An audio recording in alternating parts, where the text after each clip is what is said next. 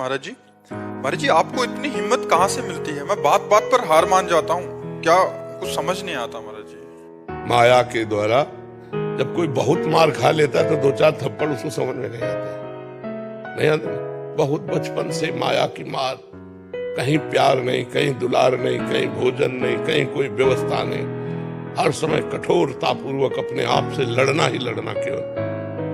तो आज वो अभ्यास बन गया है। जैसे हमारे एक चाटा मारो यहाँ तो लग जाएगा, और पहलवान के मारो तो उसको कुछ फर्क नहीं पड़े, क्योंकि हजारों चाटे वही पा चुका है। वो कुश्ती सीखते समय हजारों चाटे यही पाया है, तो उसका अभ्यास बन गया है। तो हमारा अभ्यास बन गया दुख सहने का, हमारा अभ्यास बन गया दुख को सुख मानकर गले लगाने का। हर विपत्ति, हर प्रतिकूलता, हर दुख को अपना यार मानकर उसे सह जाना। महाराज जी, लगता है कोई साथ नहीं देते, किसके साथ रहे, कौन साथ देगा, कौन किसके साथ रहे? तो कोई नहीं, भगवान का साथ बनो। संसार का कोई साथी होता है क्या? पास बैठे हो तो भी साथी नहीं। हमारे यहाँ पीड़ा शुरू हो जाती है, क्या कर लेंगे? यहाँ की पीड़ा को तो हरि ही जानते हैं ना, वो यही विराजमान हृदय में, तो वो अपना आनंद देने लगेंगे। पीड़ा एक तरफ है, आनंद एक तरफ है, तो हम आनंद वाले हैं, तो भगवान के आनंद में डूब गए, तो पीड़ा अपने आप कट गई। पीड़ा का समय निकल गया, और जैसे बेहोश का इंजेक्शन लगा दो, फिर चीरा लगाओ तो दर्द नहीं होगा ना। ऐसे ही आनंद स्वरूप भगवान में जब चित्त है तो ये सब प्रपंच के दुख झेलते हुए आराम से पार हो जाते हैं। इसलिए कहते हैं अध्यात्म के बिना जीवन मृत जीवन, अध्यात्म के बिना मृत जीवन, मरा जीवन है। अध्यात्म जीवन ही जीवन है, इसमें ज्ञान का प्रकाश है, भक्ति का प्रकाश, वही जीवन है, और तो सब व्यर्थ जीवन है। बड़े भाग्यशाली हैं जिनको अध्यात्म में रुचि है, मनुष्य शरीर होकर जो भगवान के भजन में रुचि कर रहे हैं, बड़े भाग्यशाली हैं। वो अभागी जन है जो भोगों में, नशे में, गंदी आदतों में अपने समय को नष्ट कर रहे हैं। बाद में इनको पछताना पड़ेगा।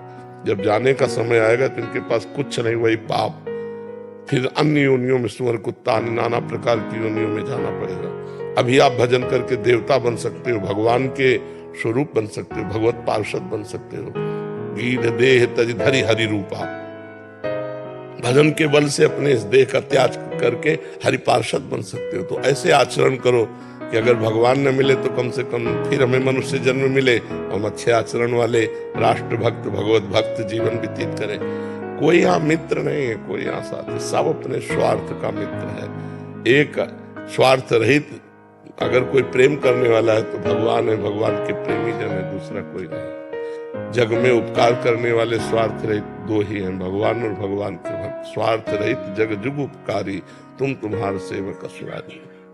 इसी में प्रश्न है, अगर ये मन जैसे हमारा इतना गंदा है तो इसको फिर भगवान जो हमें सजा देंगे इस चीज की? अगर मन, भगवान तो देख रहे हैं हमारा मन ऐसा है अंदर से, तो फिर भगवान सजा नहीं देंगे। आप जो कर्म करें उसका फल देंगे। आप गंदा कर्म करोगे तो गंदा फल देंगे। जो गंदा होता है मन में, मानसिक उसका नहीं, उसका नहीं, उसका कोई फल नहीं। उसका कोई कलिकर एक पुनीत प्रतापा, मानस पुण्य होए और नहीं पापा। अगर मानसिक हमारी गंदा चिंतन हो रहा है तो उसका कोई फल नहीं है कि आपको दंड मिलेगा, नहीं यहाँ ना वहां। लेकिन बात यह है कि चिंतन करते करते क्रिया कर बैठेंगे, केवल चिंतने में नहीं रुकेंगे। मन अंदर से कुछ भी सोच लेता है, जो नहीं सोच रहा उसकी तरफ ही सोचता है। हाँ, इसीलिए तो हमें नाम जप करना है। डर लगता है कि अब इसका, सुनो, इसीलिए हमें नाम जप करना है कि उसकी सोच में नाम डाल देना। और जैसे सोच रहा है गंदा, अब उसे सोचने मत दो, राधा राधा राधा, और वो बार बार कहेगा चुप रहो। हम जो आपको प्लानिंग बता रहे हैं, जो हम आपके सामने मनोरथ रख रहे हैं, उसको आप समझिए, आपको नहीं समझना है। बेईमान तू गंदी गंदी बातें करेगा, राधा राधा राधा। वो धीरे धीरे धीरे धीरे अपना प्रयास कम करता जाएगा और वो आपके अधीन होता जाएगा। इसीलिए कहते हैं नाम जप करो। खाली मन शैतान का घर है, खाली छोड़ोगे पाप करेगा। कह हनुमंत विपत्ति प्रभु सोई, जब तो सुमिरन भजन न होई। अगर भगवान का भजन सुमिरन नहीं हो रहा तो मन विपत्ति में फंसा देगा। कोई न कोई संकल्प, कोई न कोई विकल्प करके हमको भोगों की तरफ आकर्षित करेगा।